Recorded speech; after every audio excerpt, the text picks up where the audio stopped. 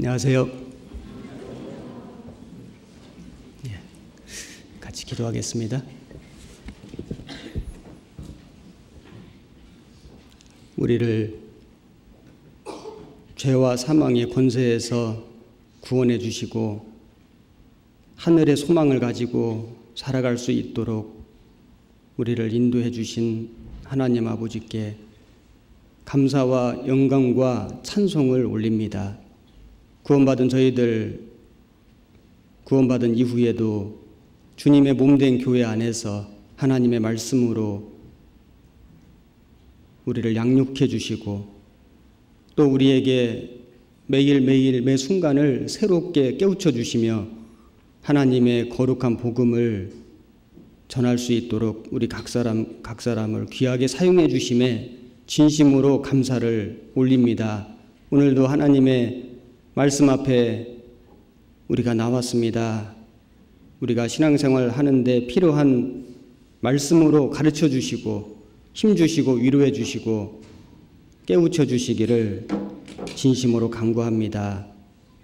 하나님의 교회가 있는 곳마다 복음이 전해지는 곳마다 하나님의 역사가 계속해서 나타나기를 진정 간구합니다. 머릿속에 기도하는 모든 형제 자매님들의 삶 속에도 함께해 주시고 가정에도 함께해 주시고 또 우리의 삶 속에 함께해 주셔서 우리가 늘 하나님만 찬양하며 하나님께만 영광 돌리는 귀한 삶을 살 수 있도록 도와주옵소서. 모든 말씀의 시종을 주 성령께 온전히 의지합니다. 우리를 사랑하시는 우리 구주 예수님 이름으로 기도드렸습니다. 아멘. 같이 사무엘상 17장 말씀을 찾겠습니다.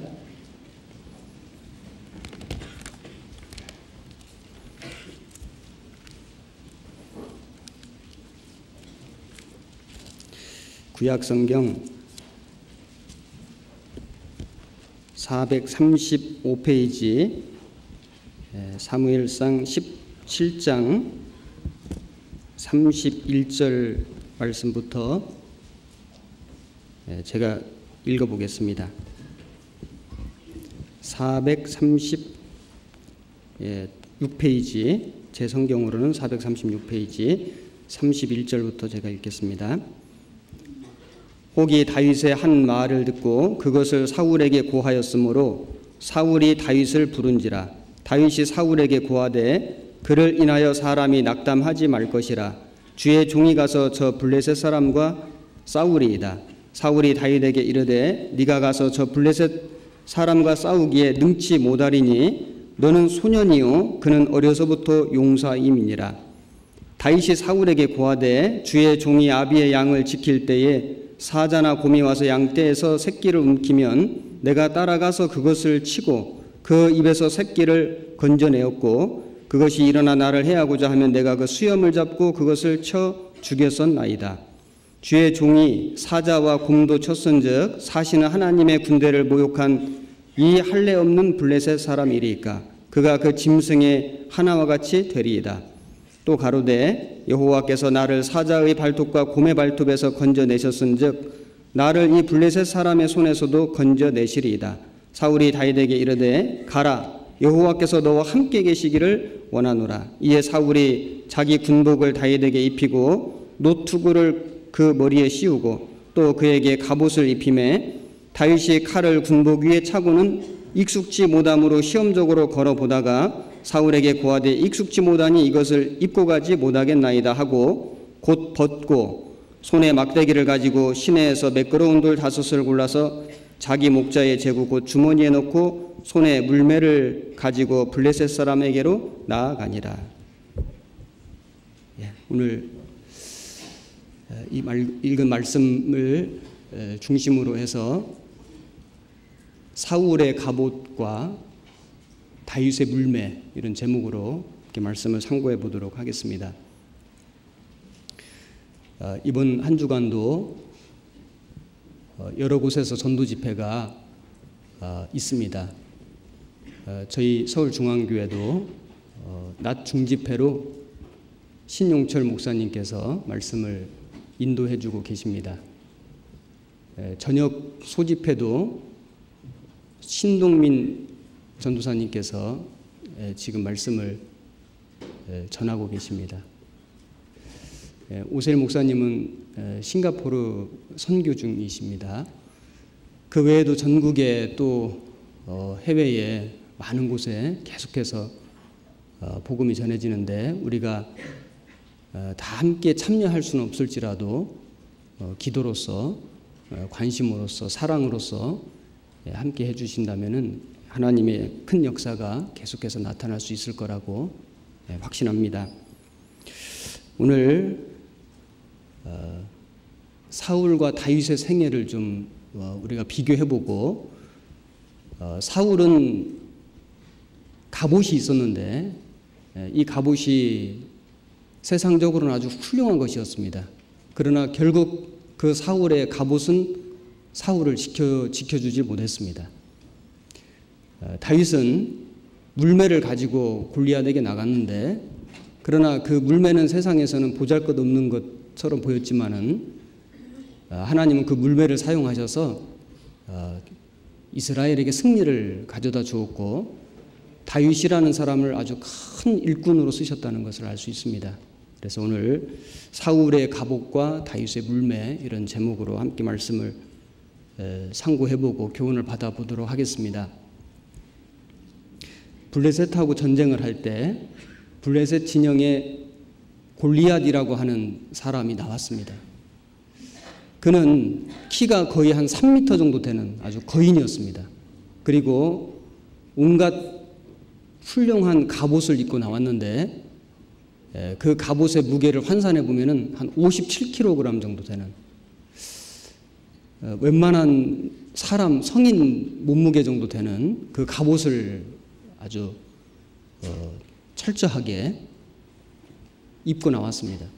그리고 방패든 사람이 또 앞서 왔고 그리고 소리를 지르기를 누구든지 나와 싸워서 나를 이기면은 우리가 너희의 종이 되고 내가 이기면은 너희가 나의 종이 되리라. 이 블레셋 이 골리앗을 보고 온 이스라엘과 사울 왕이 아주 두려워했습니다. 그때에 아버지의 심부름을 왔던 어린 소년 다윗이 그 골리앗을 외치는 소리를 듣고 사울 왕 앞에 나갔습니다. 제가 가서 골리앗과 싸워보겠습니다. 그런데 사울 왕이 볼 때 다윗은 너무 어린 겁니다. 그래서 만류했는데 이 다윗의 그 믿음과 용기를 보고 사울 왕이 이제 허락을 하고 자기 갑옷을 이 다윗에게 내어주었습니다. 그래서 다윗이 그 사울 왕의 노투구를 쓰고 그리고 그 갑옷을 입고 걸어보니까 시험적으로 걸어보니까 걸을 수가 없습니다. 너무 불편합니다. 그래서 우리 금방 본문에 읽었지만은 그가 갑옷을 곧 벗었다 이렇게 되어 있습니다. 그리고 시내가에 나가서 매끄러운 돌 5개를 골라서 제구에 넣고 물매를 가지고 골리앗 앞에 나간 겁니다. 자, 왜 다윗은 그 사울 왕의 갑옷을 입을 수 없었을까요? 사울 왕의 갑옷은 왕의 갑옷이기 때문에 아마 이스라엘 나라에서는 제일 좋은 갑옷이었을 거라고 생각합니다. 골리앗의 갑옷만큼 무게는 나가지 않았겠지만은 어쨌든 왕이 입는 최고 좋은 갑옷이었을 겁니다. 그 갑옷과 투구를 다윗에게 내어주었지만은 다윗은 그 갑옷을 입고 나가지 않았습니다. 왜 다윗은 사울의 갑옷을 입을 수 없었을까요? 일단은 사이즈가 안 맞습니다. 이 성경을 보면은 사울은 용모가 아주 준수했고 그리고 다른 사람보다 키가 어깨 위나 더 하더라. 아주 키가 컸습니다. 말하자면 체격이 아주 건장한 아주 크고 튼튼한 그런 사람이었습니다. 그런데 다윗은 소년이라고 되어 있습니다. 소년. 그래서 너는 소년이라. 이 다윗의 아버지 이새는 아들이 8이 있었는데 그 8명의 아들들 중에서 위에서 3번째까지 3명의 아들들은 전쟁에 참여를 했습니다. 아마도 그들은 전쟁에 참여할 수 있는 나이가 됐을 겁니다. 그런데 다윗은 말째였습니다. 8번째 아들이었고, 그리고 아마도 10대 소년으로 생각이 됩니다. 어렸기 때문에 전쟁터에 나오지도 않았습니다. 아버지 심부름으로 전쟁터에 온 겁니다. 사울도 말하기를 너는 소년이라고, 능히 나가서 싸울 수 없을 거라고. 그래서 이 다윗도 용모가 아주 준수한 사람이었지만은 아직 어렸기 때문에, 그래서 사울의 갑옷을 입어는 보았지만은 입고 걸어보니까 아주 불편했습니다. 익숙치 못함으로 곧 벗고, 그래서 오히려 그 갑옷은 거추장스럽고 그 골리앗을 싸우기에는 아주 익숙하지 않았습니다. 오히려 다윗에게는 평소에 자기 양을 기를 때 늘 가지고 다니면서 사용했던, 연습했던 그 물매가 다윗에게는 더 유용한 무기가 되었습니다. 일단 사이즈가 안 맞았고, 그 다음에 또 한 가지는 사울하고 다윗은 믿음의 사이즈도 달랐습니다. 사도행전에 보면은 하나님이 사울 왕을 패하시고 다윗을 세우셨다고 되어 있습니다. 여기 사무엘상 17장에다 표시를 좀 하나 해놓으시고 사도행전 13장을 찾아보겠습니다.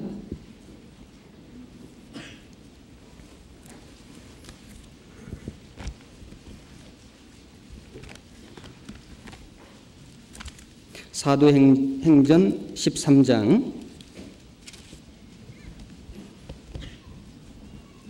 21절, 신약성경 209페이지입니다. 13장 21절. 21절과 22절 말씀을 같이 읽겠습니다. 그 후에 저희가 왕을 구하거늘 하나님이 베냐민 지파 사람 기스의 아들 사울을 40년간 주셨다가 패하시고 다윗을 왕으로 세우시고 증거하여 가라사대 내가 이새의 아들 다윗을 만나니 내 마음에 합한 사람이라 내 뜻을 다 이루게 하리라 하시더니, 여기 사울이 첫 왕이었는데 하나님이 그를 패하시고, 그 패했다는 것은 버렸다는 얘기입니다. 우리가 물건을 쓰다가 못 쓰게 되면 폐품이라고 하죠. 사람도 아주 못 쓰게 된 사람을 폐인이라고 하는 겁니다. 이 사울을 하나님이 패하셨습니다.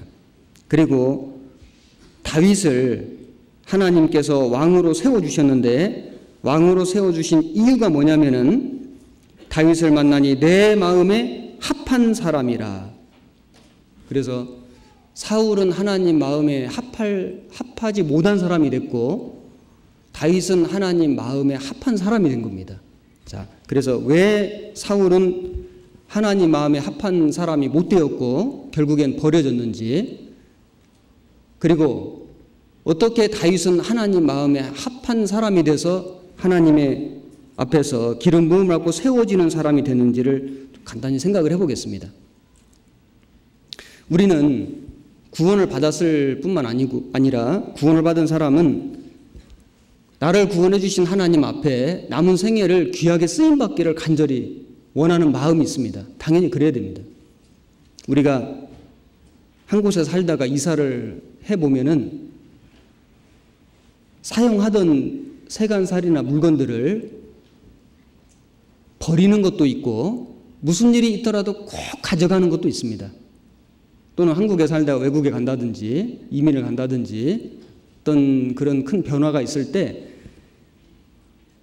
어떤 것들은 우리가 좀 쉽게 버리는 것도 있고 어떤 것들은 무슨 일이 있더라도 기어코 가지고 가는 꼭 필요한 욕이나 그런 물건도 있는 겁니다. 하나님께서 하나님의 일을 하실 때 정말 어떤 사람은 필요 없는 하나님이 버리는 사람도 있을 수 있고, 또는 어떤 사람은 정말 이 사람만큼은 정말 꼭 필요한, 반드시 필요한 이런 사람도 있을 수 있습니다. 우리는 구원을 받은 모든 사람들은 하나님 앞에 반드시 필요한 사람으로 쓰임 받다가 우리 주님 앞에 가는 것이 정말 영광스러운 삶이 될 겁니다. 왜 사울은 하나님의 마음에 합한 사람이 못 되었는가? 그는 왜 버려진 사람이 되었는가? 우리 성경을 쭉 읽어보면은 몇 가지 중요한 원인이 있다는 걸 알 수 있습니다. 사울은 전반적으로 훈련이 안 된 사람이다. 이렇게 말씀드릴 수 있습니다. 그는 조금 더 기다리는 것을 훈련하지 못했습니다. 그래서 블레셋하고 전쟁할 때 이제 전세가 굉장히 불리했습니다. 사무엘이 오기로 정한 기한이 다 되어도 사무엘이 안 오는 겁니다. 아직 기한이 조금 남았습니다. 그런데 사울이 기다리지 못했습니다. 그리고 결국에는 그 번제물을 가져오게 해서 제사장이 드려야 할 제사를 자기가 드린 겁니다. 번제를 필하자 사무엘이 온지라. 우리가 성경 읽어보면은 제사 끝나자마자 사무엘이 등장한 겁니다. 운이 참 안 좋다고 할지 모르겠지만 운이 안 좋은 게 아니고 사울에게 믿음이 없었습니다. 조금 더 기다리지 못하는 사울. 사울은 기다리는 훈련이 안 된 사람이라고 할 수 있습니다.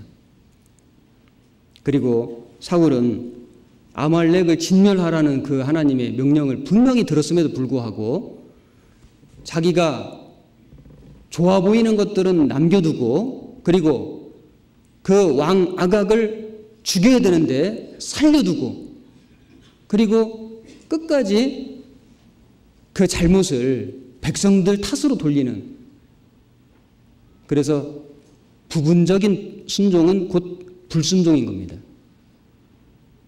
사울은 하나님 말씀을 임의로 가감하고, 그리고 어떤 것은 순종하고 어떤 것은 순종치 않았습니다. 결과적으로 불순종이 됐고, 사무엘이 말하기를 왕이 여호와의 말씀을 버렸으므로 여호와께서도 왕을 버려 왕이 되지 못하게 하셨나이다. 버린 겁니다. 말씀을 버린 것은 하나님을 버린 것이고, 그리고 하나님 말씀을 부분적으로 버린 것은 전체적으로 다 버리게 된 겁니다. 그리고 사울은 심지어 자기를 위해서 기념비도 세웠습니다.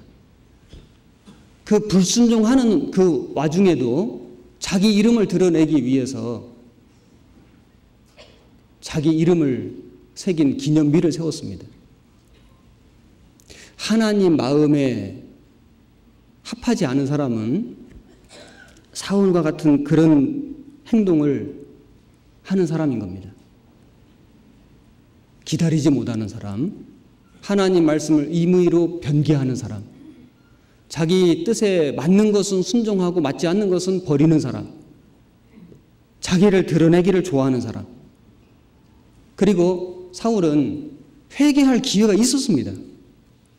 그러나 사무엘의 책망을 받고도 끝까지 돌이키지 않고 오히려 사울이 말하기를 자기를 백성과 장로들의 앞에서 자기를 높여달라고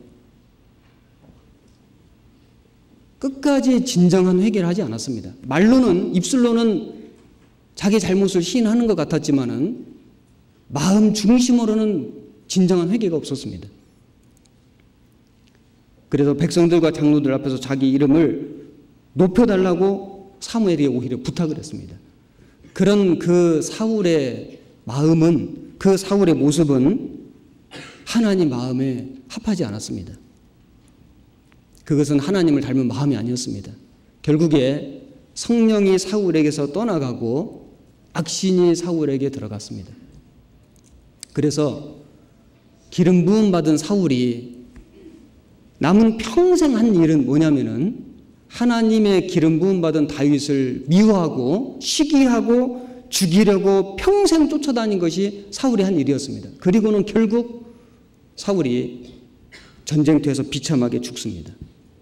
스스로 자결을 하는 겁니다.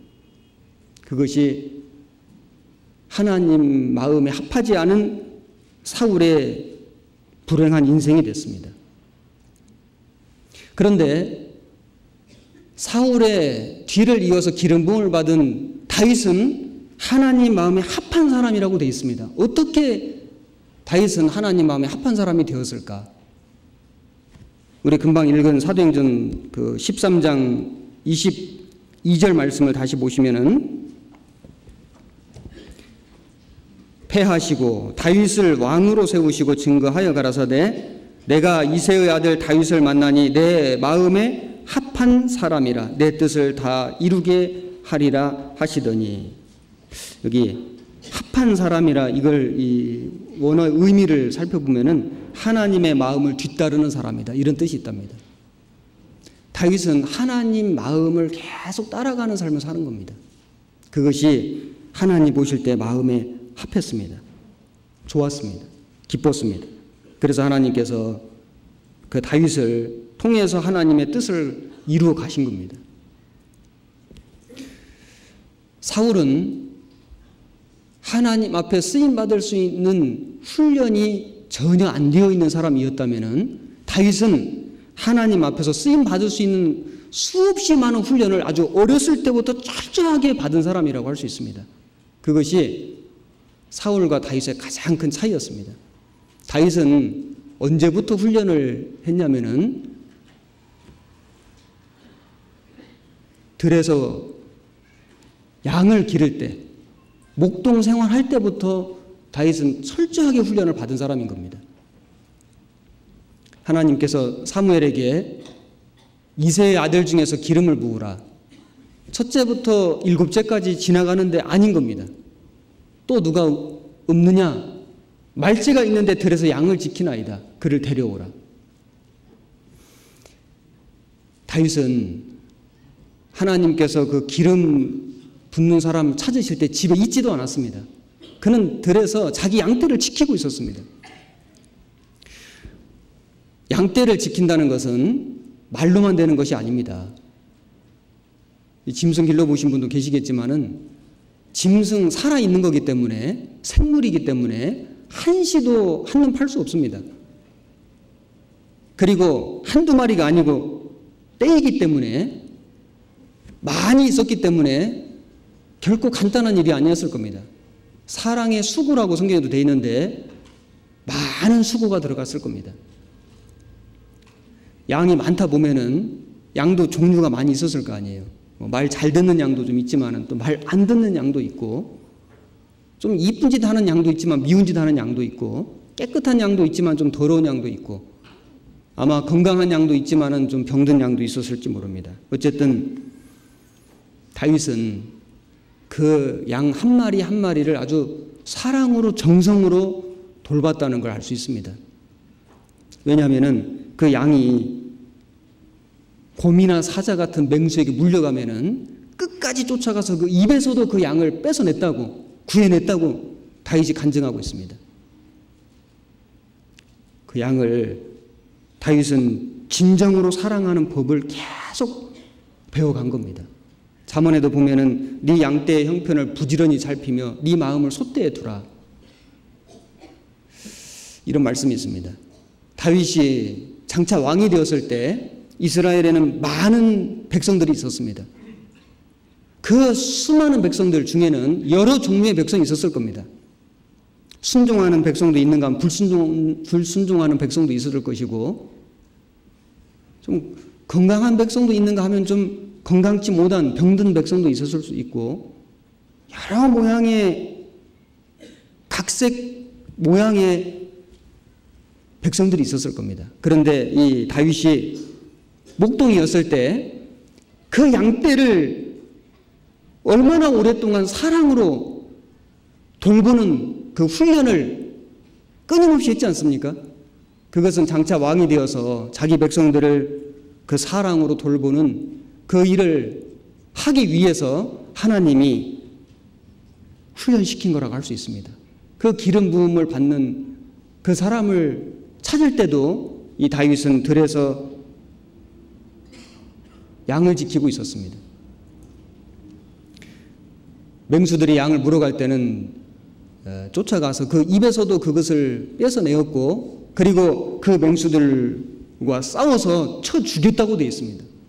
정말 다윗은 사랑도 많았지만 아주 용맹도 많은 그런 소년이 틀림없습니다. 그 다윗이 기름 부음을 받았는데 바로 왕이 된 게 아닙니다. 최소한 10년 이상 그 다윗은 또 왕이 되기까지 수없이 많은 훈련을 겪습니다.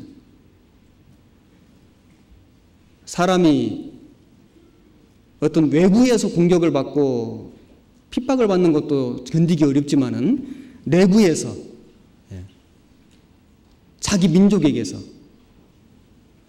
자기 집안에서 그런 어떤 고난을 받고 공격을 받는다면 그건 더 큰 아픔이고 시련일 겁니다.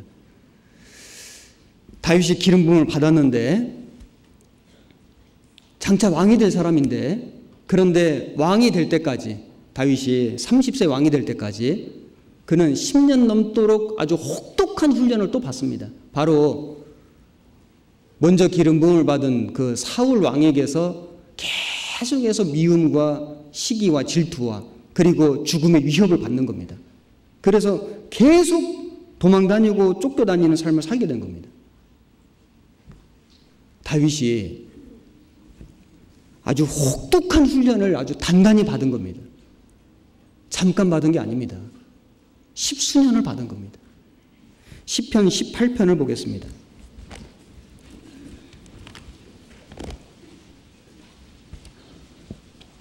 시편 18편 1절 말씀, 구약성경 812페이지입니다.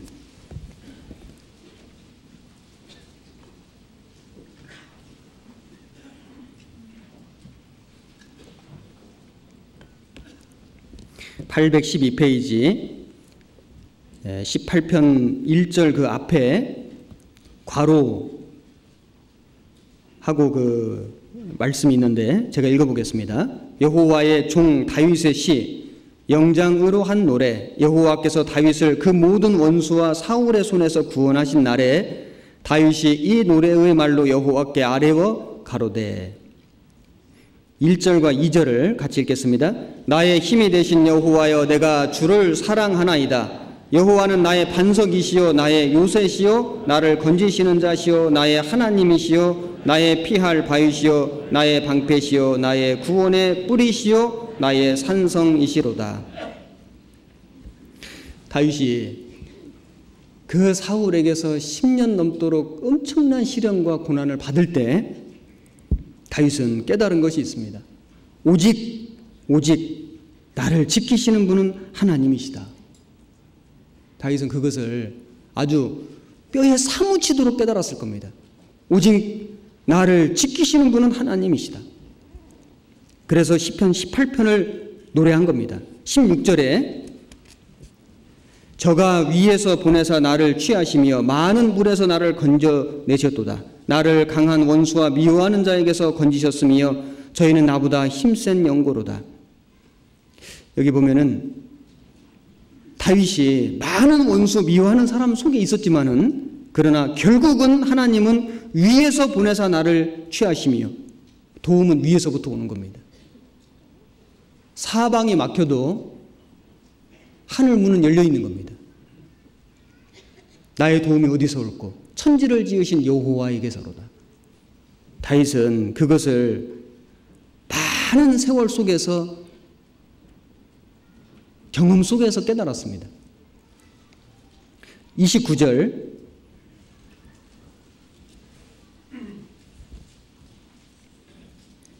내가 주를 의뢰하고 적군에 달리며 내 하나님을 의지하고 담을 뛰어넘나이다. 하나님의 도는 완전하고 여호와의 말씀은 정미하니 저는 자기에게 피하는 모든 자의 방패시로다. 여기 보면 하나님은 때로는 우리에게 장애물을 주시는 것 같지만은 결국에는 하나님은 그 장애물을 뛰어넘을 수 있도록 도와주시는 분이 하나님이신 겁니다. 내가 주를 의뢰하고 적군에 달리며 내 하나님을 의지하고 담을 뛰어넘나이다. 하나님은 담을 안 주시는 게 아니고 담을 주시는데 그 담을 뛰어넘는 힘을 주시는 겁니다. 그래서 하나님의 도는 완전하고 여호와의 말씀은 정미하니 저는 자기에게 피하는 모든 자의 방패시로다. 우리가 인생을 살아가면서 또는 신앙의 길을 걸어가면서 많은 장애물을 만날 수 있습니다. 담도 만날 수 있습니다. 막다른 길 같은 걸 느낄 때가 있습니다. 그러나 피할 길을 주시고 넘어갈 수 있는 힘을 주시는 분은 하나님이시고 하나님은 말씀으로 힘을 주시는 겁니다. 35절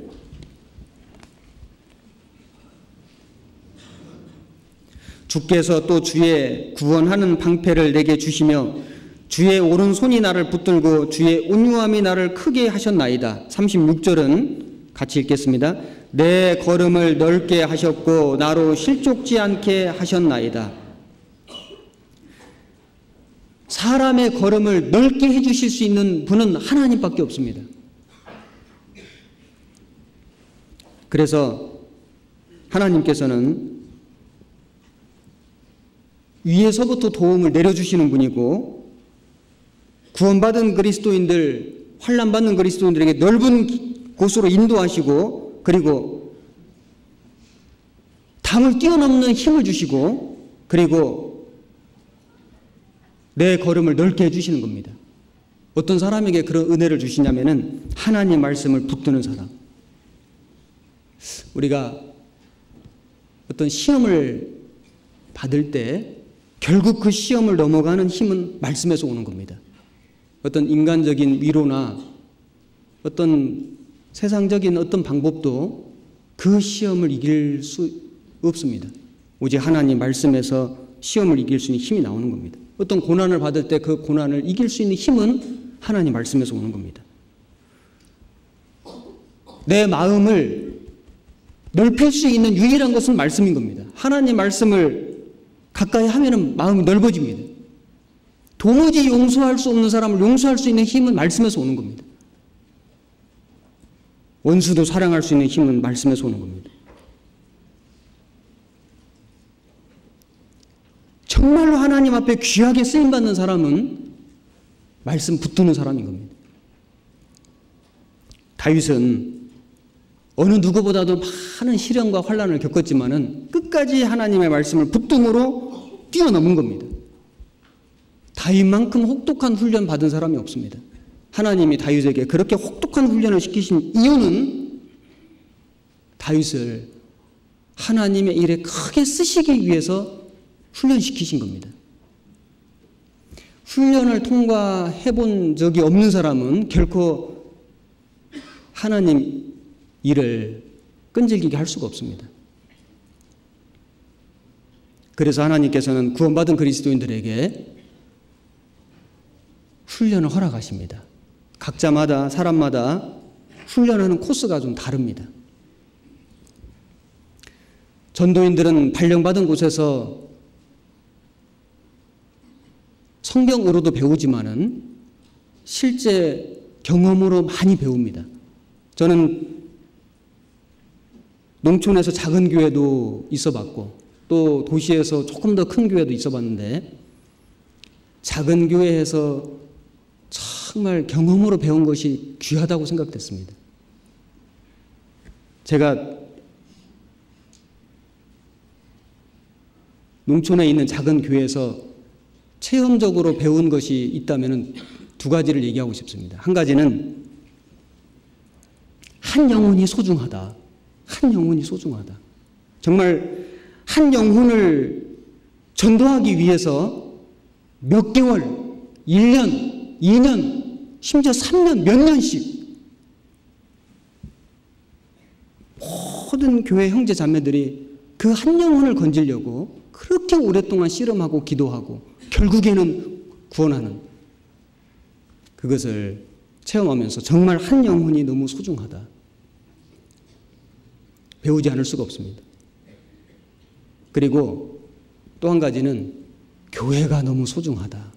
왜냐하면은 교회가 없었다면은 우리 전국 교회가 없었다면 내가 이곳에서 과연 전도하는 일을 할 수 있을까?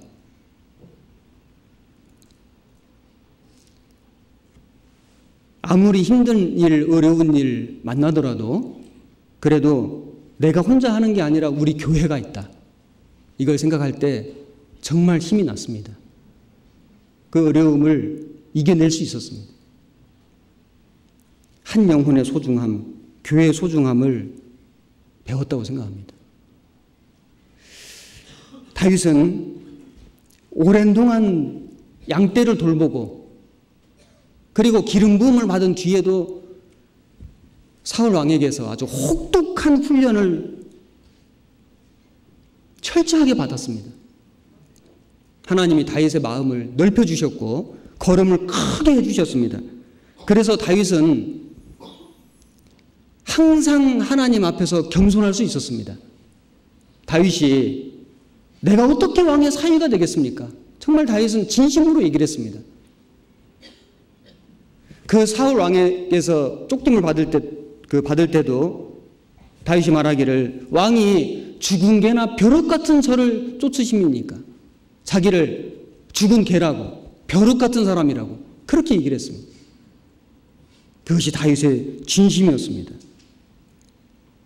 다윗은 훈련을 잘 받은 사람이었기 때문에 자기를 하나님 앞에서 낮출 수 있었습니다. 그 겸손을 유지할 수 있었습니다. 그리고 다윗은 훈련을 철저하게 받았기 때문에 하나님의 때를 기다리는 법을 배운 겁니다.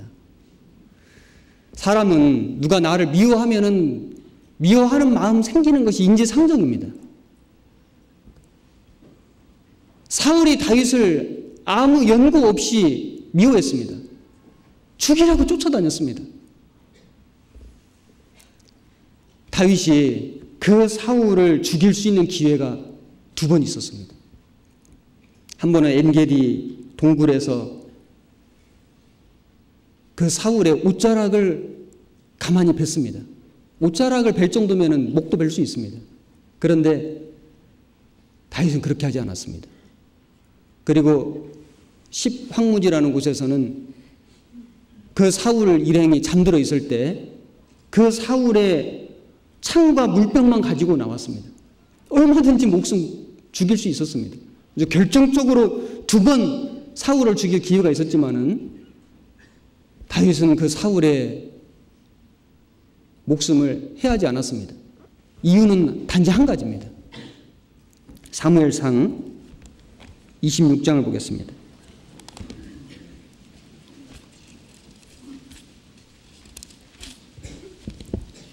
사무엘상 26장 11절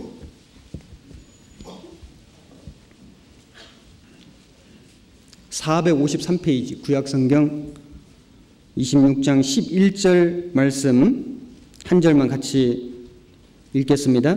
내가 손을 들어 여호와의 기름 부음을 받은 자를 치는 것을 여호와께서 금하시나니 너는 그의 머리 곁에 있는 창과 물병만 가지고 가자 하고. 이유는 단 한 가지입니다. 사울이 자기에게 무슨 은혜를 베풀어서도 아니고 어떤 특별한 혜택을 줘서도 아니고 오히려 사울은 자기를 죽이려 했지만은 다윗이 사울을 해하지 않은 이유는 그가 여호와의 기름 부음을 받은 사람이고 하나님께서 그 기름 부음 받은 사람 치는 것을 금하셨다는 그 이유 한 가지입니다. 다른 것은 없습니다. 그래서 다윗은 그 사울을 해하지 않았습니다. 그것이 다윗에게 얼마나 큰 축복이 됐는지 모릅니다. 하나님의 기름 부으심을 받은 사람을 해하지 않으므로 결국 그 축복이 다윗에게 돌아왔습니다. 지금도 마찬가지라고 생각합니다. 하나님의 기름 부으심을 받은 자를 우리가 어떻게 대접하느냐, 어떻게 대하느냐에 따라서 그 축복이 우리에게 올 수도 있고 저주가 올 수도 있습니다. 하나님의 기름 부으심 받은 자가 누굽니까? 첫째는 예수님입니다. 예수님. 예수님은 하나님의 기름 부으심을 받은 자입니다. 그리고 구원받은 사람들입니다. 교회는 하나님의 기름 부으심을 받은 사람들이 모인 곳입니다. 예수님을 어떻게 우리가 대하느냐에 따라서 우리에게 축복도 되고 저주도 됩니다. 성령이 부음받은 그리스도인들이 모여있는 교회를 우리가 어떻게 대하느냐에 따라서 그것이 우리에게 축복이 되기도 하고 저주가 되기도 합니다. 마태복음 1장을 찾겠습니다.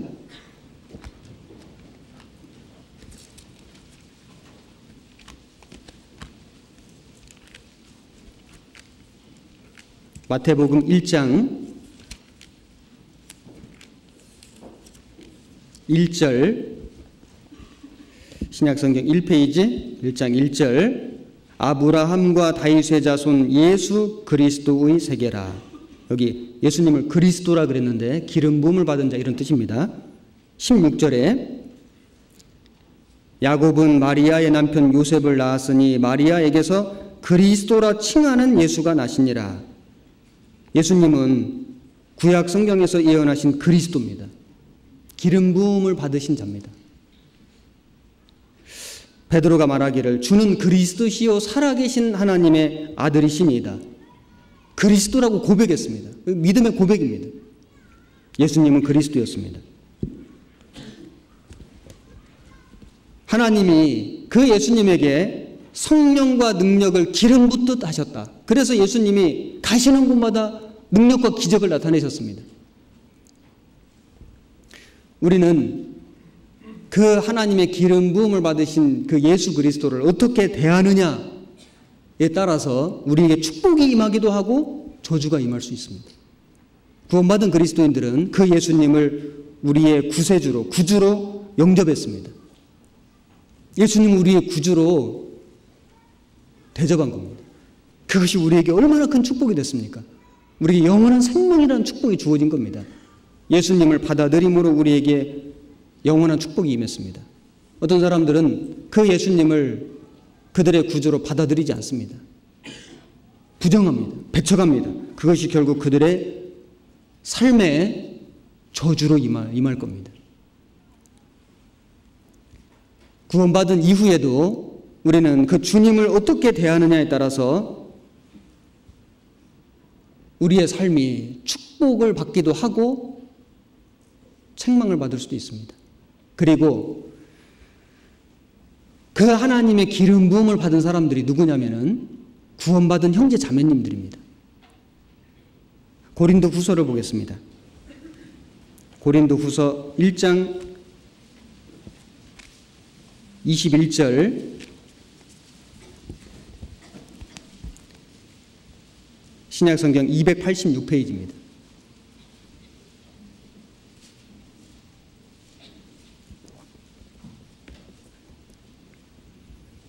1장 21절 22절 같이 읽겠습니다. 우리를 너희와 함께 그리스도 안에서 경고케 하시고 우리에게 기름을 부으신 이는 하나님이시니 저가 또한 우리에게 인치시고 보증으로 성령을 우리 마음에 주셨느니라. 우리에게 기름을 부으신 이는 하나님이시니 우리에게 인치시고 보증으로 성령을 우리 마음에 주셨느니라. 구원받은 그리스도인들은 복음을 깨닫고 예수님을 구주로 받아들일 때 성령의 인침을 받았습니다. 기름이 부어졌습니다. 그리고 그 성령은 우리 안에 내주하시고 영원히 떠나지 않습니다. 그 구원받은 사람들 안에 주님이 계신 겁니다. 사울아 사울아 어찌하여 네가 나를 핍박하느냐. 주여 니시오니까. 사도 바울이 사울일 때 크리스찬들을 핍박했습니다. 예수님은 어찌하여 나를 핍박하느냐. 그리스도인들을 핍박한 것이 주님을 핍박한 것이라고 말씀했습니다. 구원받은 형제 자매님들에게 한 것이 곧 내게 한 것이니라. 구원받은 형제 자매님들을 어떻게 대하느냐에 따라서 그것이 나에게 축복이 되기도 하고 책망이 되기도 합니다. 왜냐하면 구원받은 사람 안에 성령이 계시기 때문에, 기름 부음이 있기 때문에. 고린도전서 8장을 보겠습니다. 고린도전서 8장 11절.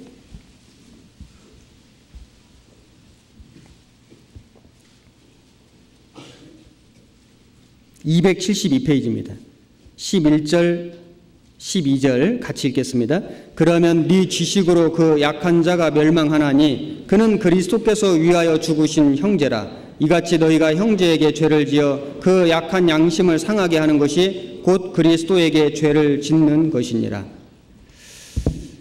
우리 안에 믿음이 연약한 형제 자매님들이 계신다면은 그들의 마음을 잘 지켜주고 보호해주는 것이 필요할 겁니다. 혹여라도 그 믿음이 연약한 사람들의 마음을 상하게 한다거나 그 양심을 상하게 하는 그런 것이 있다면 그것이 곧 그리스도께 죄를 짓는 것이라고 얘기를 했습니다.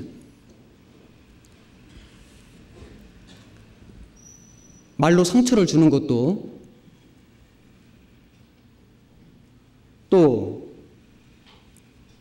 잘못된 본을 보이는 것도, 그것이 그 사람에게만 죄가 아니라 그리스도에게 죄를 짓는 것이 될 겁니다. 주님의 구원받은 형제 자매님들이 있는 교회를 함부로 말하고 비방하고 험담하는 것도 곧 그리스도께 죄를 짓는 것이 될 겁니다. 주님을 어떻게 대하느냐가 자기에게 축복이 되기도 하고 저주가 되기도 합니다. 교회를 어떻게 대하느냐가 자기에게 축복이 되기도 하고 큰 책망이 되기도 할 겁니다. 다윗은 자기를 죽이려 한 사울을 끝까지 해하지 않았습니다. 이유는 단지 하나, 그가 하나님의 기름 부으심을 받은 사람이었기 때문이었습니다. 다윗은 아주 철저한 훈련을 받은 사람인 겁니다. 어린 목동일 때부터 그 양을 기르는 그것부터 시작해서 10수년간을 그 황무지에서 거처도 없이 도망다니는 신세로 엄청난 훈련을 받은 겁니다. 그러나 다윗은 한 번도 하나님의 때를 어긴 적이 없습니다. 앞서지 않았습니다. 하나님이 정하신 때를 끝까지 기다린 사람이 다윗입니다. 다윗은 아주 훈련을 철저히 받은 사람이라고 할 수 있습니다. 도덕적으로 본다면은 사울이 다윗보다 더 훌륭할 수 있습니다. 왜냐하면 다윗은 살인죄도 짓고 간음죄도 졌잖아요. 그러나 그는 하나님 앞에 훈련받은 사람이기 때문에 철저하게 자기를 낮추고 진심으로 회개함으로 그 믿음과 신앙을 회복할 수 있었습니다. 사울은 실격자가 됐지만은 다윗은 끝까지 하나님께 쓰임받는 귀한 일꾼이 된 겁니다. 하나님께 쓰임받은 사람들의 삶을 보면은 그들은 한결같이 훈련을 잘 통과한 사람들이라는 걸 알 수 있습니다. 욥은 얼마나 많은 환난을 겪었습니까? 그는 그 하나님의 훈련을 잘 통과함으로 훨씬 더 큰 축복을 받게 됐습니다. 성경에 나오는 인물들 중에서 요셉 같은 사람은 평생 4개의 옷을 입었다고 할 수 있습니다. 채색 옷을 입었습니다. 아버지로부터 사랑을 많이 받았습니다. 그런데 웬일입니까? 종으로 팔려갔습니다. 종의 옷을 입었습니다. 심지어는 누명을 쓰고 감옥에 갔습니다. 죄수의 옷을 입었습니다. 그런데 끝까지 요셉이 인내함으로 믿음을 지킴으로 총리의 옷을 입고 민족을 건졌습니다. 모세는 애굽의 왕자였지만 왕자의 옷을 벗고 미디안 광야에서 40년 훈련받았습니다. 훈련을 잘 통과했기 때문에 이스라엘 민족을 40년간 인도할 수 있었습니다. 사도 바울도 회심한 후에 아라비아로 가서 특별한 훈련을 받았습니다. 그리고 하나님의 일에 쓰임을 받았습니다. 여호수아도 모세를 섬기는 훈련 받았습니다. 엘리사도 엘리야 섬기는 훈련 받았습니다. 한결같이 그들은 다 훈련을 통과함으로 하나님께 쓰임받는 사람이 된 겁니다. 구원받은 그리스도인들도 마찬가지라고 생각합니다. 하나님이 우리를 구원받은 이후에 특별히 훈련시킵니다. 교회는 가장 훌륭한 훈련장이라고 생각합니다. 물론 교회가 우리 안식처도 되고 우리가 위로받는 것도 되고 또 어떤 생명을 잉태하는 것도 되지만은 한편으로는 교회는 하나님의 훈련장입니다. 하나님께서 우리에게 특별히 어려운 일들을 겪게 하십니다. 개인적으로 어떤 문제를 겪게도 하고 경제적인 어려움을 겪게도 하고 또 봉사하면서 어떤 갈등을 겪게도 하고 어떤 교리적인 시험을 겪게도 하고 어떤 생활의 염려를 겪게도 하고 많은 문제와 많은 어려움들을 겪게 하십니다. 하나님은 우리에게 훈련을 멸해 주시는 분이 아니라 훈련을 허락하시는 분입니다. 사람마다 훈련받는 코스는 다릅니다. 하지만은 우리는 어떤 사건을 통해서든지 어떤 사람을 통해서든지 주님 앞에 갈 때까지 계속 훈련받는 과정 속에 있습니다. 다른 사람을 훈련시키는 도구가 되면 안 되고 다른 사람으로부터 훈련을 받는 사람이 되어야 됩니다. 말하자면은 다윗 같은 사람이 되어야 되지 사울 같은 사람이 돼서는 안 됩니다. 어떤 사람이 혹시라도 형제님 제가 형제님 훈련 잘 시켜드릴게요. 단단히 마음 먹으세요. 제가 오늘부터 이제 훈련 시킬 겁니다. 자매님 하나님이 자매님 훈련 시키라고 하나님이 저를 보내셨네요. 마음 준비하세요.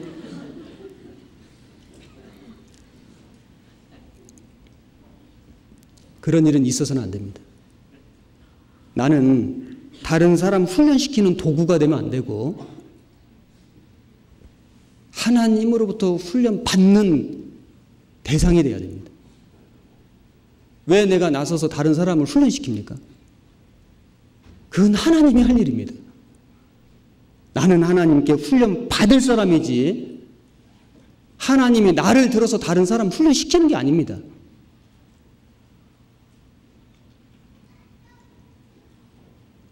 그것이 자기에게 축복이 안 됩니다. 다윗은 사울에게서 엄청난 훈련을 받았지만은 그것이 다윗에게 축복이 됐습니다. 사울은 다윗을 훈련하는 사람이 됐지만은 그것이 사울에게는 저주가 됐습니다. 몇 년 전에 신안 앞바다에서 목포 가던 화물선이 침몰했습니다. 제가 그 방송에서 신문에서 봤습니다. 그런데 거기에 타고 있던 선원이 6명이었는데 신고를 받고 해경 그 경비함이 출동을 했는데 20 몇 분 만에 전속력으로 달려가서 도착을 했는데 배가 전복돼 버렸습니다. 전복돼서 사람들이 이제 그 얼음장 같은 강물 그 바닷물 속에 빠져 있는데 파도가 굉장히 높았다 그럽니다. 그런데 한 사람도 생명을 잃지 않고 다 무사히 건졌습니다. 그때 그 경비 함장이 그 한 말이 신문에 나왔습니다. 뭐라고 얘기를 했냐면은 우리가 평소에 4m, 5m 되는 이 파도에서 아주 최악의 상황에서 우리가 꾸준한 훈련을 했습니다. 그리고 그 중국 어선이 불법으로 그 우리 구역에 들어와서 그 조업을 하잖아요.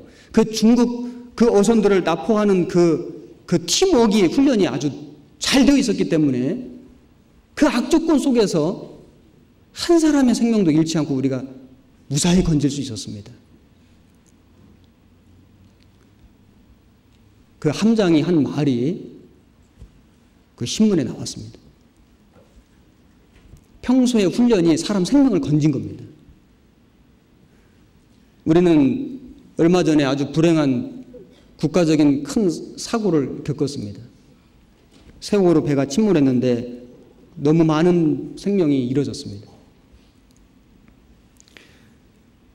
어떤 비상 상황에 대비한 훈련이 전혀 되어 있지 않았습니다. 교육이 전혀 없었습니다. 그들을 구조하는 사람들조차도 준비가 안 돼 있었습니다. 훈련이 되어 있는 상황하고 훈련이 되어 있지 않는 상황하고 결과는 너무나 확연히 달랐습니다.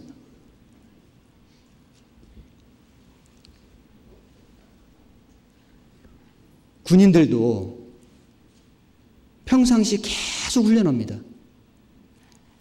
이 군대 다녀오신 분들은 너무 잘 아시겠지만은 군대는 놀지 않습니다. 할 일이 없으면 땅 팝니다.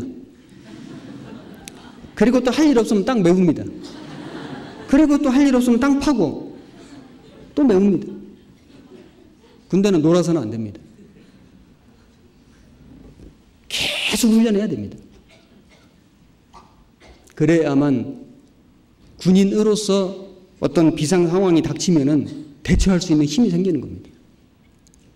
운동선수들 얼마 전에 아시안 게임 끝났지만은 금메달, 은메달, 동메달, 아니 거기 출전한 모든 선수들 이를 악물고 뛰었습니다. 그 뛰는 순간은 잠깐이지만은 몇 년 동안 땀 흘리고 훈련했습니다. 그 훈련한 만큼 그들에게 영광으로 돌아옵니다. 이 세상에 공짜는 없습니다. 학생은 공부한 만큼, 직장인도 일한 만큼 주어지게 되어 있습니다. 우리 인생도 마찬가지입니다. 우리 신앙도 마찬가지입니다. 우리는 훈련이 필요합니다. 훈련을 받아야 됩니다. 부대 중에서도 특수한 부대 있습니다. 제가 인터넷을 찾아보니까 707 특수부대라는 게 있는데 테러 작전을 하는 부대랍니다. 특수부대이기 때문에 훈련도 특수하게 받습니다. UDT라는 부대도 있죠. 특수한 훈련 받습니다. 왜냐하면 특수한 임무를 가졌기 때문에. 경찰 특공대도 있습니다. 특수한 훈련 받습니다. 왜냐하면 특별한 임무를 받은 겁니다. 우리 구원받은 그리스도인들은 참으로 중요하고 특별한 임무를 받은 겁니다. 하나님에게 복음 전할 사명을 받은 겁니다. 우리가 훈련을 받아야 되지 않겠습니까? 아마도 혹독한 훈련, 정말 맹훈련을 받아야 될 겁니다. 교회 안에서 또 이 세상에서 훈련 받는 것이 우리에게 축복입니다. 사울 왕은 갑옷이 있었습니다. 그런데 그 사울 왕의 갑옷이 너무나 훌륭한 갑옷이었지만은 사울 왕은 그 갑옷을 입고도 블레셋 사람들을 두려워했습니다. 그 골리앗 두려워했습니다. 왜냐하면은 갑옷은 입고 있었는데 하나님이 그와 함께 계시지 않았습니다. 사울은 그 왕의 갑옷 벗었습니다. 왕의 갑옷이 필요 없었습니다. 비록 물맷돌을 갖고 나갔지만은 두렵지 않았습니다. 담대했습니다. 왜냐하면은 하나님이 그와 함께 계셨습니다. 사울은 하나님과 함께 있는 훈련을 전혀 하지 못했습니다. 다윗은 하나님과 함께 있는 훈련을 계속해서 받은 겁니다. 이 세상 많은 사람들은 사울의 갑옷을 추구합니다. 이 세상에서 훌륭한 것, 이 세상에서 좋은 것, 안전한 것, 그것이 나를 지켜줄 것처럼 생각합니다. 그러나 결국에 그 사울은 그 갑옷 입고 자살해서 죽었습니다. 이스라엘 왕 아합은 변장을 하고 전쟁터에 들어갔습니다. 그 유다 왕 여호사밧하고 같이 연합을 해가지고 전쟁터에 들어갔는데 왕복을 벗고 평민의 갑옷을 입었습니다. 그런데 적들이 이스라엘 왕인 줄 모르고 그냥 우연히 쏜 활에 갑옷 솔기를 맞아가지고 그가 부상을 당했습니다. 결국 죽었습니다. 솔기라는 것은 이음매입니다.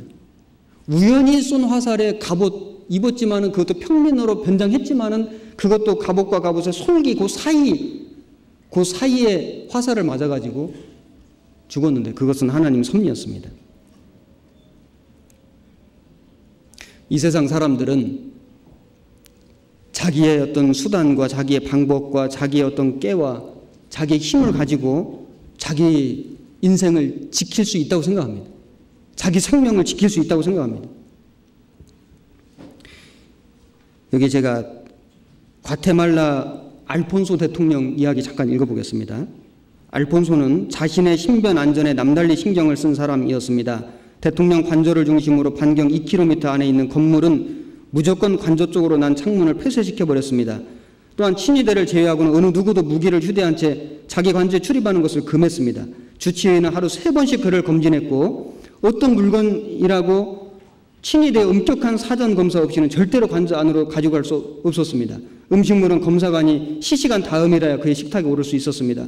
그리고 150만 불 거금을 지불하고 대통령 전용의 방탄차를 구입했습니다. 이 차는 기관포로 습격을 당해도 끄떡없도록 설계된 것인데 경호용으로는 완벽한 것으로 알려진 차입니다. 그런데 이 방탄차를 인수하고 한껏 기분이 좋았던 그 다음날 평소에 절대적으로 신임하던 친위대원의 총탄을 맞고 그렇게 가기 싫었던 지옥으로 급행하고 말았습니다. 아무리 세상 좋은 걸 다 갖다가 갖춰놓고 자기 생명을 지키려고 했지만은 전혀 생각지 못한 방법으로 그는 죽게 됐습니다. 이 세상 사람들은 정말 자기의 어떤 꾀와 자기의 어떤 수단과 자기의 방법으로 자기의 생명과 자기의 재산을 지키려고 하지만은 이 세상의 모든 것들은 사울의 갑옷과 같다고 생각됩니다. 그것은 결코 그들의 생명을 지켜줄 수가 없었고 사울은 갑옷을 가지고 있었음에도 두려워했던 것처럼 이 세상에 어떤 것을 가지고 있어도 이 세상의 질병이나 죽음 앞에 서면 다 두려워 벌벌 떱니다. 세상의 갑옷은 자기 마음을, 자기 생명을, 자기 믿음을 지킬 수가 없는 겁니다.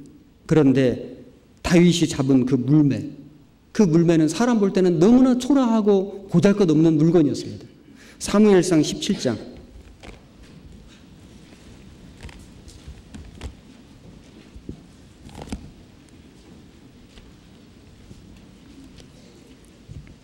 17장 40절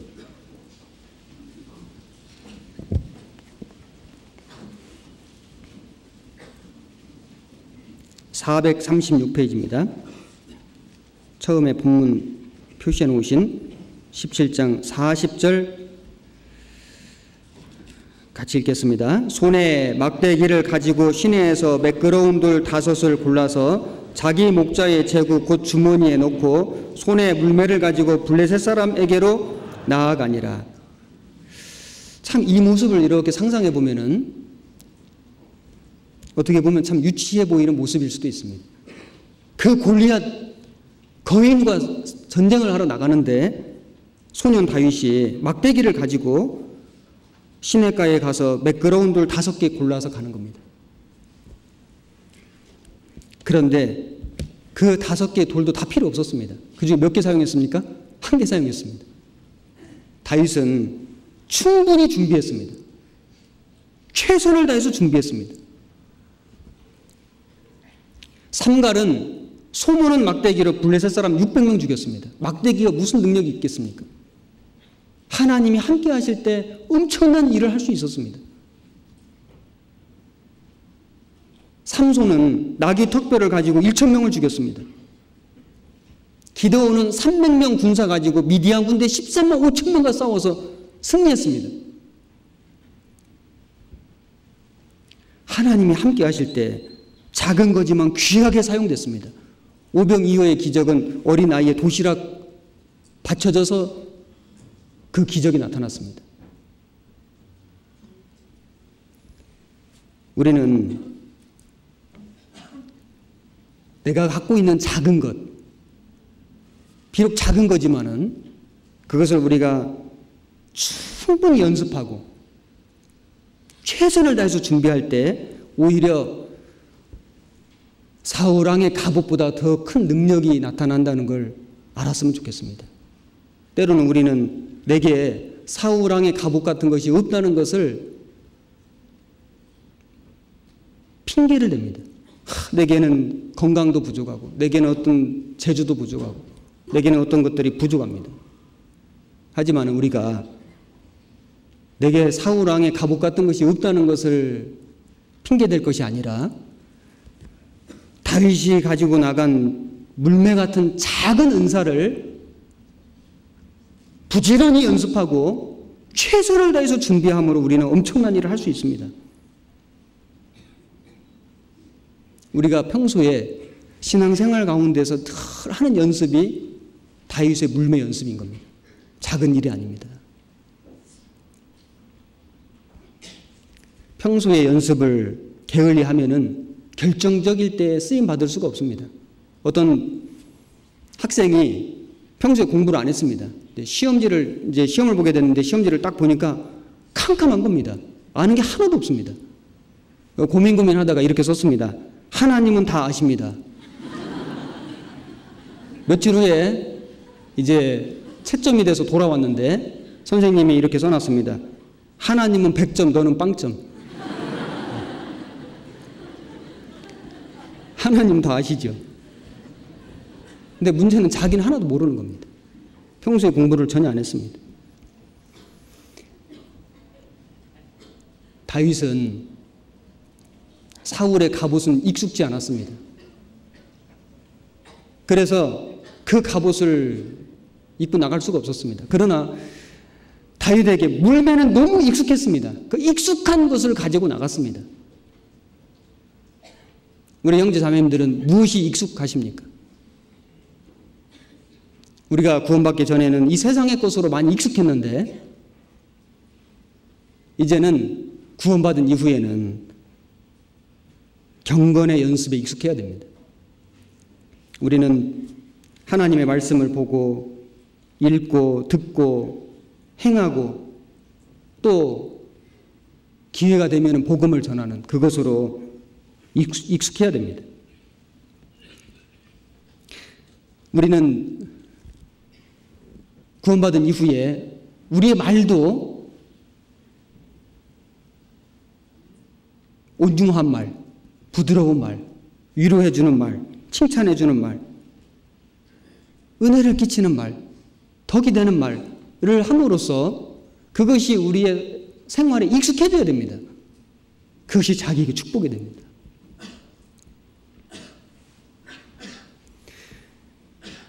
제가 상주에서 이제 어느 가게에 물건을 사러 들어갔는데 저희 집사람하고 이렇게 이제 뭐 대화를 한 것 같습니다.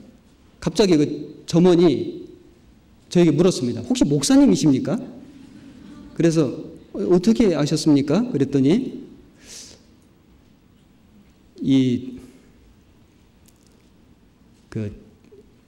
저희 경상도 분 계신지 잘 모르겠는데 이제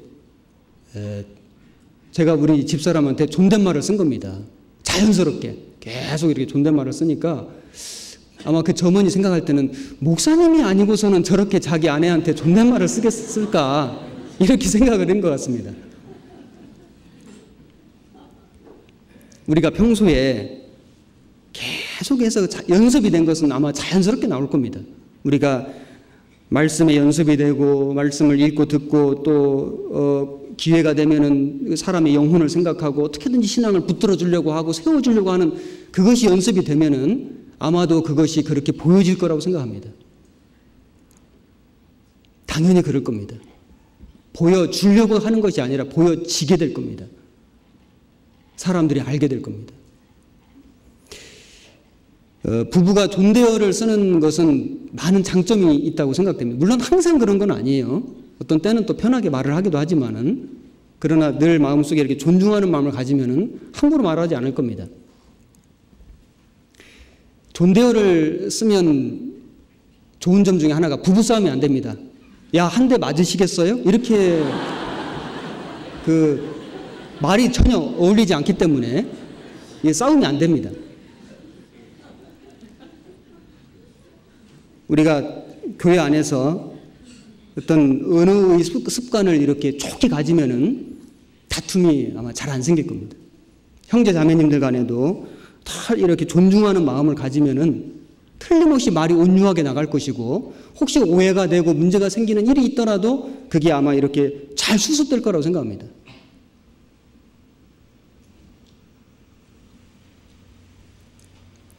함부로 말하는 사람은 늘 함부로 말할 수 있습니다. 사실이 아닌 것을 늘 꾸며서 말하는 사람은 그 거짓이 습관이 될 수도 있습니다. 남을 상처 주고 비방하고 험담하는 그것도 습관되면은 문제가 커집니다. 결국은 자기에게 그게 저주입니다. 우리는 다윗의 생애를 보면서 무엇을 벗어야 하고 무엇을 붙잡아야 될지를 배울 수 있습니다. 다윗은 사울의 갑옷을 벗었습니다. 그것은 다윗에게 어울리지 않았습니다. 아니, 필요 없었습니다. 그러나 그는 평소에 연습한 물매를 붙잡았습니다. 많은 신앙의 사람들이 하나님의 축복을 잡기 위해서, 하나님의 사명을 잡기 위해서, 하나님의 능력을 잡기 위해서 버린 것들이 있습니다. 모세는 하나님의 지팡이를 잡기 위해서 애굽의 왕자의 신분을 버렸습니다. 아브라함은 하나님의 약속을 붙잡기 위해서 본토 친척 아비집을 버렸습니다. 하나님의 축복을 받기 위해서 아들 이삭도 버렸습니다. 물론 하나님이 다 주셨습니다. 베드로는 하나님의 사명을 붙들기 위해서 배와 그물을 버렸습니다. 사도 바울도 모든 것들을 배설물처럼 버렸습니다. 그리스도를 아는 지식이 고상함을 인함이라. 소경거지 바디메오는 예수님을 만났을 때 겉옷을 벗어버리고 나를 불쌍히 여기소서 외쳤습니다. 거지 바디메오에게 있어서 겉옷은 자기 모든 것이었을 수도 있습니다. 그러나 그 예수님의 긍휼, 그 예수님의 치유를 받기 위해서 겉옷을 가감히 벗어버리고 쫓아갔습니다. 더 귀한 것을 얻기 위해서 덜 귀한 것을 버릴 수 있어야 될 것 같습니다. 누가복음 22장을 찾겠습니다. 22장 35절.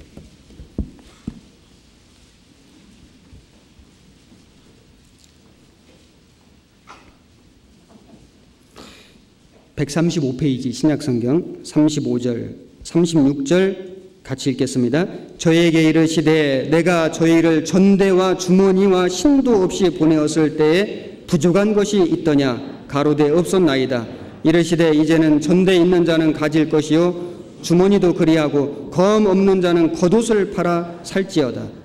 여기 검 없는 자는 겉옷을 팔아 살지어다. 이것이 실제 검이 아닙니다.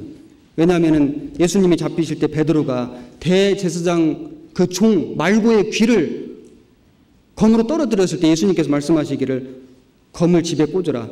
검을 사용하는 자는 검으로 망하느니라. 이게 실제 칼 갖고 겉옷 팔아서 칼 사라 그 말 아닙니다. 육신의 것 말씀드린 것처럼 유대인들에게 있어서 겉옷은 소중한 겁니다. 가난한 사람들에게는 그게 이불입니다.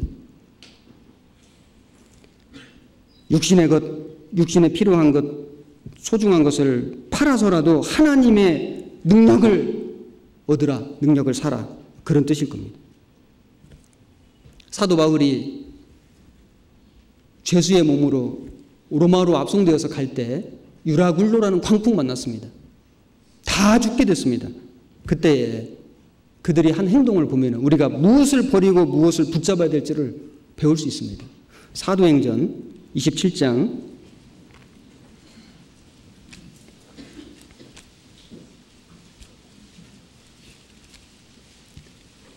18절,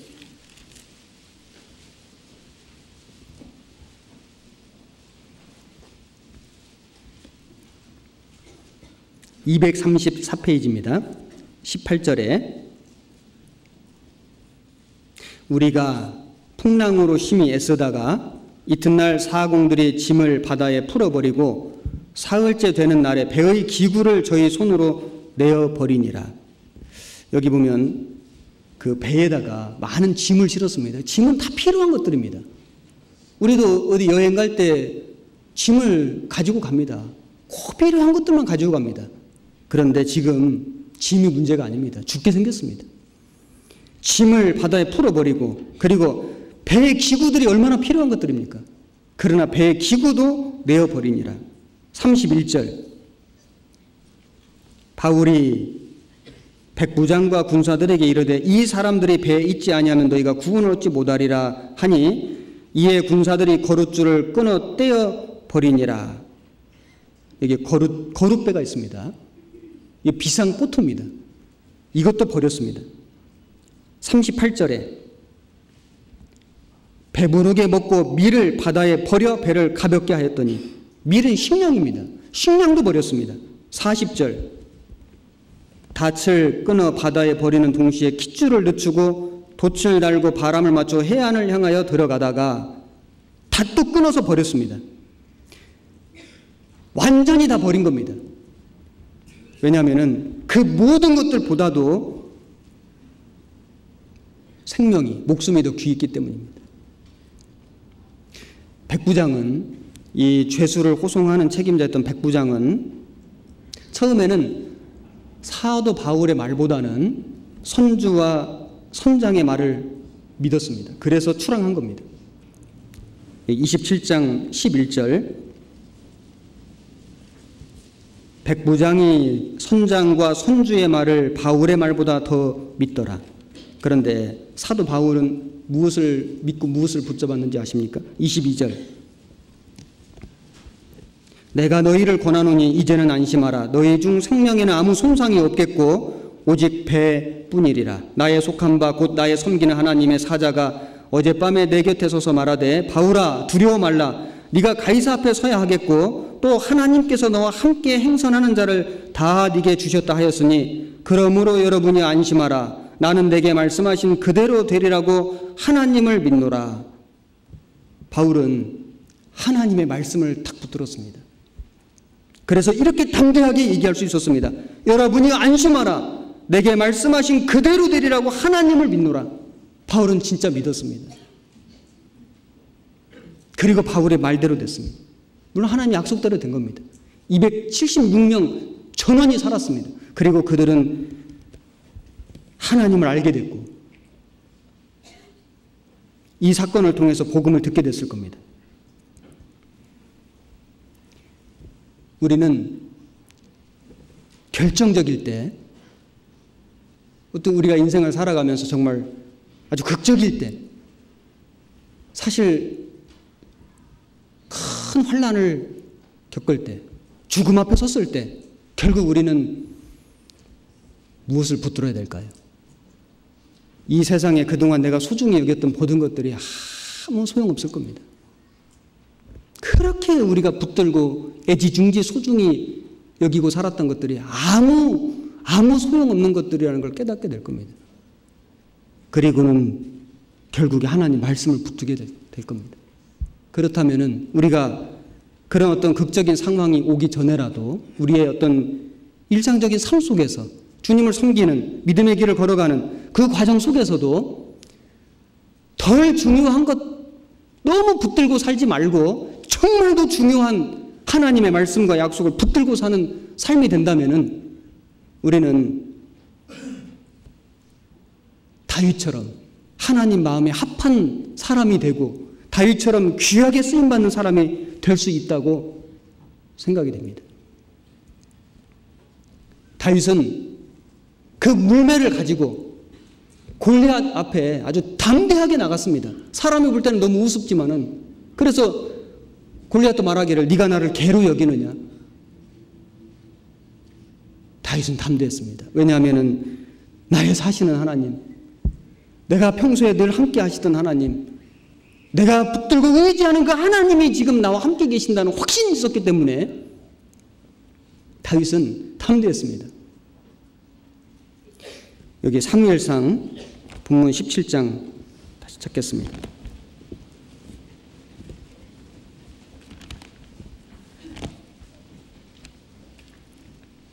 사무엘상 17장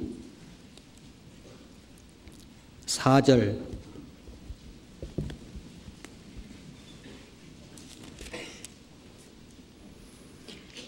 434페이지. 블레셋 사람의 진에서 싸움을 도두는 자가 왔는데 그 이름은 골리앗이요 가드 사람이라. 그 신장은 6규빗 한 뼘이요 머리에는 노투구를 썼고 몸에는 어린갑을 입었으니 그 갑옷의 중수가 놋 5,000세겔이며 그 다리에는 놋 견갑을 쳤고 어깨 사이에는 놋 단창을 메었으니 그 창자루는 배틀 채 같고 창날은 철 600세겔이며 방패든 자는 앞서 행하더라. 그가 서서 이스라엘 군대를 향하여 외쳐 가로되 너희가 어찌하여 나와서 항우를 벌였느냐. 나는 블레셋 사람이 아니며 너희는 사울의 신복이 아니냐. 너희는 한 사람을 택하여 내게로 내려보내라. 그가 능히 싸워서 나를 죽이면 우리가 너희 종이 되겠고 만일 내가 이기어 그를 죽이면 너희가 우리의 종이 되어 우리를 섬길 것이니라.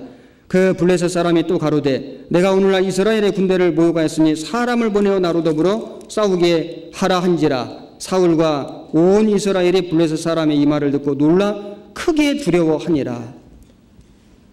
사울과 이스라엘 백성들에게는 이 골리앗이 얼마나 두려운 존재였는지 모릅니다. 그런데 우리가 인생을 살아가면서 또 신앙의 길을 걸어가면서 우리도 때로는 골리앗을 만납니다. 우리의 삶 속에서 수시로 나타나서 나를 위협하는 나의 골리앗이 있습니다. 나의 골리앗이 무엇일까요? 구원받은 그리스도인들에게 찾아오는 골리앗, 우리에게 어떤 두려움을 주는 것들, 우리가 구원을 받았지만은 불확실한 미래에 대한 막연한 두려움도 있을 수 있습니다. 내 삶이 어찌 될꼬, 1년 뒤, 10년 뒤, 앞으로 내가 어떻게 살아갈꼬. 학생들도 두려울 수도 있고 직장인도 그렇고 연세 드신 분도 그럴 수 있습니다. 때로는 마음의 평강이 있다가도 갑자기 또 두려움이 찾아올 수도 있습니다. 때로는 생활의 염려가 골리앗처럼 찾아옵니다. 어찌 살아갈꼬. 때로는 직장 안에서의 여러 가지 문제들이 골리앗처럼 찾아올 수도 있습니다. 내게 마음에 어떤 고난을 주는 사람이 불쑥불쑥 나타날 수도 있습니다. 교회 안에서 봉사하면서도 어떤 두려움을 느낄 수도 있습니다. 전도하면서 받는 어떤 핍박도 있습니다. 우리가 전도하면서 겪는 그런 두려움도 있을 수 있습니다. 어떤 질병을 만나기도 합니다. 두렵습니다. 심지어는 정말 죽음 앞에 설 수도 있습니다. 자, 골리앗은 평생 한 번 나타나는 게 아니고 수시로 나타나면 수시로. 16절에 17장 16절에 그 블레셋 사람이 40일을 조속으로 나와서 몸을 나타내었더라. 아주 40일 동안 밤낮으로 끊임없이 나타나서 두려움을 줬습니다. 구원받은 그리스도인들에게도 그 골리앗이 수시로 나타날 수 있습니다. 25절에 더러는 가로되 너희가 이 올라온 사람을 보았느냐. 참으로 이스라엘을 모욕하러 왔도다. 그를 죽이는 사람은 왕이 많은 재물로 부하게 하고 그 딸을 그에게 주고 그 아비의 집을 이스라엘 중에서 자유케 하시리라. 여기 너희가 이 올라온 사람을 보았느냐. 이 골리앗이 계속 올라오는 겁니다. 구원받은 그리스도인들의 마음속에 어떤 두려움이 빨리 해결하지 않으면 계속 올라와서 우리 마음을 점령할 수도 있습니다. 그리고 다윗은 이 골리앗을, 그 거인 골리앗을, 그 두려워하는 골리앗을 다윗은 아주 담대하게 나가서 싸워서 물맷돌로 쓰러뜨렸습니다. 어떻게 다윗이 이 골리앗을 이겼을까? 우리는 우리의 인생 길 속에, 우리의 신앙생활 걸어가는 중에 만나는 이 골리앗 같은 두려움을 어떻게 우리는 이겨나갈 수 있을까요? 그 다윗이 한 행동을 통해서 우리는 교훈받을 수 있습니다. 다윗은 마음속에 하나님을 향한 의로운 분노가 있었습니다. 26절. 다윗이 곁에 섰는 사람들에게 말하여 가로되 이 블레셋 사람을 죽여 이스라엘의 치욕을 제하는 사람에게는 어떠한 대우를 하겠느냐? 이 할례 없는 블레셋 사람이 누구간데 사시는 하나님의 군대를 모욕하겠느냐? 다윗은 이 골리앗이 하나님의 이름을 모욕하는 걸 참을 수가 없었습니다. 그래서 다윗은 하나님의 이름을 지키고자 하는 의로운 분노가 있었습니다. 우리도 신앙생활 중에 우리의 마음의 평강을 깨뜨리고 우리의 믿음의 생활을 위협하는 골리앗이 찾아올 때 의로운 분노가 있어야 됩니다. 내가 그리스도인이다. 내가 거듭난 하나님의 자녀다. 사람이 나를 어찌할꼬? 내가 마귀에게 미혹돼서 쓰러져 있을 때 마귀들이 내 주변에 둘러서서 그 낄낄대고 그 좋아하는 그걸 생각하면은 견딜 수가 없습니다. 참을 수가 없습니다. 이것은 하나님의 이름을 욕되게 하는 일입니다. 우리에게 의로운 분노가 있어야 됩니다. 하나님의 이름을 욕되게 하는 어떤 일도 내가 할 수 없다. 다윗에게는 그 의로움이 있었습니다. 의로운 분노가 있었습니다. 참을 수가 없었습니다. 그래서 그는 골리앗 앞에 나갈 수 있었습니다. 그리고 그 다윗이 골리앗과 싸우러 나갈 때 주변에 많은 사람들이 그 다윗을 응원해주고 격려해준 게 아닙니다. 심지어는 그의 그 맏형 엘리압은 네가 교만하다고, 네 마음이 완악하다고 비난했습니다. 사울 왕도 너는 어린 소년이라, 너는 능히 이길 수 없느니라. 어느 누구도 다윗 편이 되지 않았습니다. 그러나 다윗은 그 어떤 것에도 흔들리지 않았습니다. 28절에 장형 엘리압이 다윗의 사람들에게 하는 말을 들은지라 그가 다윗에게 노를 바라여 가로되 네가 어찌하여 이리로 내려왔느냐? 들에 있는 몇 양을 네게 맡겼느냐? 나는 네 마음, 네 교만과 네 마음의 완악함을 아노니 네가 전쟁을 구경하러 왔도다. 이런 비난을 받았지만은 다윗은 그 형 엘리압과 다투지 않았습니다. 오직 다윗이 싸워야 할 대상은 골리앗이었습니다. 32절 다윗이 사울에게 고하되 그를 인하여 사람이 낙담하지 말 것이라. 주의 종이 가서 저 블레셋 사람과 싸우리이다. 사울이 다윗에게 이르되 네가 가서 저 블레셋 사람과 싸우기에 능치 못하리니 너는 소년이요 그는 어려서부터 용사임이니라. 사울 왕도 다윗을 믿지 않았습니다. 오히려 너는 못할 거라고 부정적으로 얘기를 했습니다. 그런데 다윗은 낙심하기는커녕 오히려 그 사울 왕을 위로하고 설득했습니다. 그리고 다윗은 평소에 익숙한 무기, 그 양떼를 지킬 때 사용했던 그 물맷돌을 가지고 그 무시무시한 거인 골리앗 앞에 담대하게 나갔습니다. 비록 사울 왕의 갑옷은 없었지만 그 훌륭한 왕이 있는 좋은 조건은 없었지만은 그러나 다윗에게는 그 갑옷보다도 더 좋은 갑옷, 더 훌륭한 갑옷, 완전한 방패가 되는 하나님이 그와 함께 계셨습니다. 45절 17장 45절 한 절만 같이 읽겠습니다. 다윗이 블레셋 사람에게 이르되 너는 칼과 창과 단창으로 내게 오거니와 나는 만군의 여호와의 이름 곧 네가 모욕하는 이스라엘 군대의 하나님의 이름으로 네게 가노라. 다윗에게는 골리앗의 갑옷도 없고 사울 왕대 갑옷도 없지만은 그러나 나는 만군의 여호와의 이름 네가 모욕하는 이스라엘 군대 하나님의 이름으로 네게 가노라. 다윗은 담대했습니다. 왜냐하면 그 하나님이 그와 함께 계셨기 때문인 겁니다. 우리는 구원받은 이후에 신앙의 길을 걸어가면서 때로는 내게도 이 세상에 좋은 조건들이 많았으면 좋겠다, 그런 생각을 할 수 있습니다.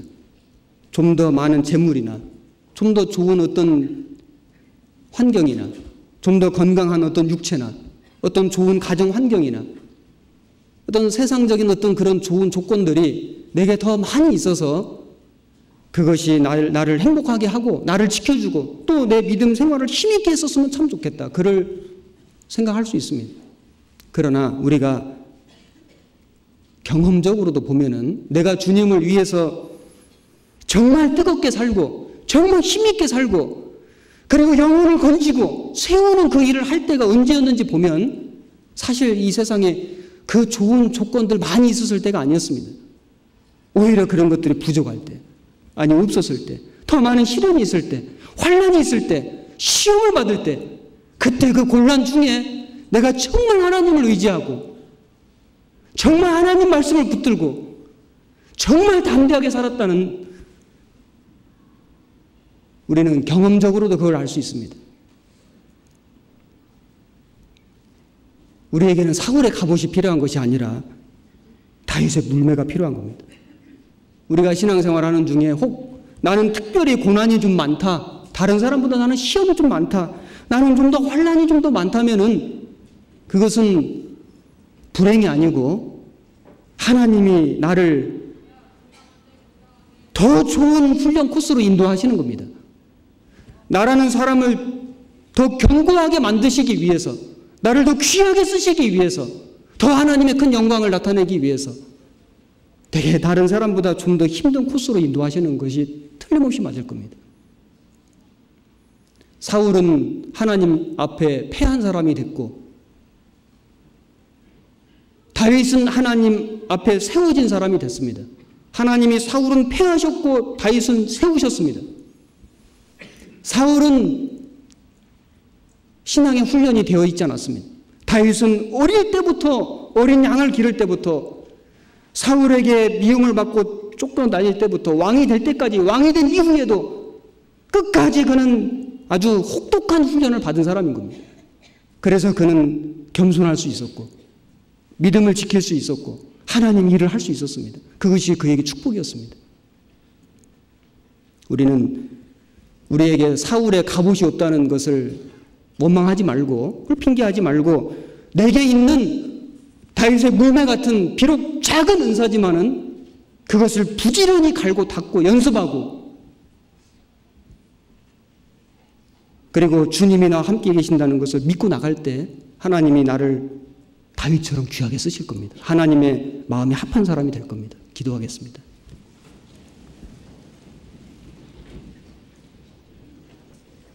우리를 사랑하시는 살아 역사하시는 하나님 아버지, 오늘 우리가 사울과 다윗의 생애를 통해서 교훈을 받았습니다. 비록 우리에게 이 세상에 좋은 조건은 없지만은 우리에게 있는 작은 은사들을 참으로 소중히 여기고 그것들을 갈고 닦고 연습하며 하나님께 드려서 하나님 앞에 쓰임받는 귀한 삶이 되기를 간구합니다. 머릿속에 기도하는 모든 형제 자매님들의 삶 속에 함께해 주시고 우리를 주님 오실 때까지 주님의 몸된 교회 안에서 귀하게 거룩하게 사용해 주옵소서. 전국에 또 해외에 우리 형제 자매님들이 있는 곳마다 함께해 주시고 복음이 전해지는 곳마다 주 성령께서 역사해 주셔서 우리 교회를 통해서 하나님의 복음의 역사가 계속해서 나타날 수 있기를 참으로 간구합니다. 오늘도 주 성령께서 우리와 함께 계셔서 우리 속에 말씀으로 교훈해 주신 것 감사를 드리오며 우리를 변함없이 사랑해 주시는 우리 구주 예수님 이름으로 감사하며 기도드렸습니다. 아멘.